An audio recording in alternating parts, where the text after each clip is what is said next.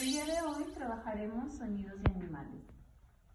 Esta técnica es buena para trabajar la estimulación temprana en nuestros niños pequeños. Vamos a comenzar. Haremos 3 repeticiones de cada sonido. Comenzamos con el pato.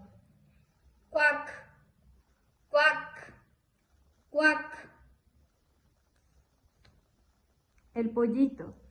Pío, pío, pío.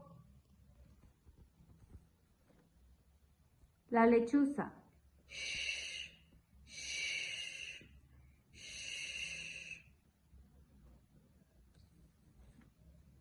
El borrego.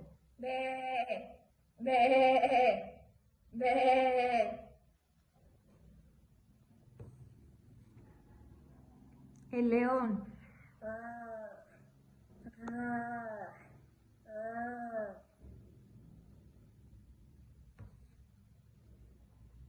El gato.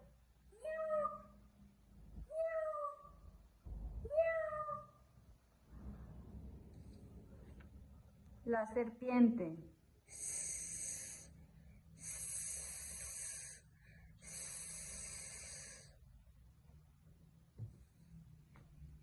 El perro.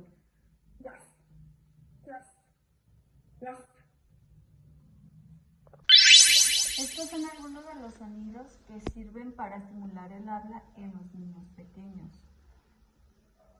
Les pueden agregar más, pero bueno, esto es de mi parte todo. Gracias.